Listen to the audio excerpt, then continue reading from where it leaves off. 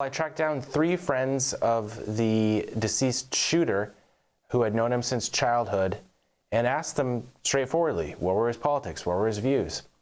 And their answer was basically that he had libertarian leanings, but he was generally apolitical. And that was something that was corroborated by his own brother, who gave an interview saying, this guy wasn't political. I'd never heard him say anything about ICE prior to this. And one of the most surprising aspects of this investigation for me was talking to his former friends, and I kept running into the same issue, which was that, oh, you know, I'd fallen out of touch with him and didn't have recent insight into what his views were.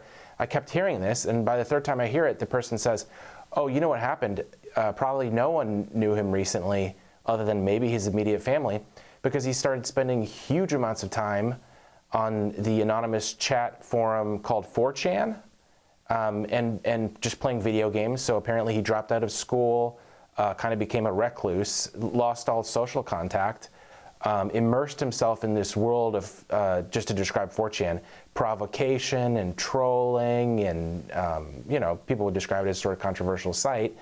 And then there ends up being the shooting, and I ask his friends about it. Okay, he has written on, you know, these unused bullets, anti-ICE, clearly it's anti-ICE, right? And his friends say, I wouldn't interpret it that way. He was never a sincere guy. Everything he said was laced with irony and sarcasm. He was a very sardonic person. So they were all skeptical of the idea that this was anything but some practical joke.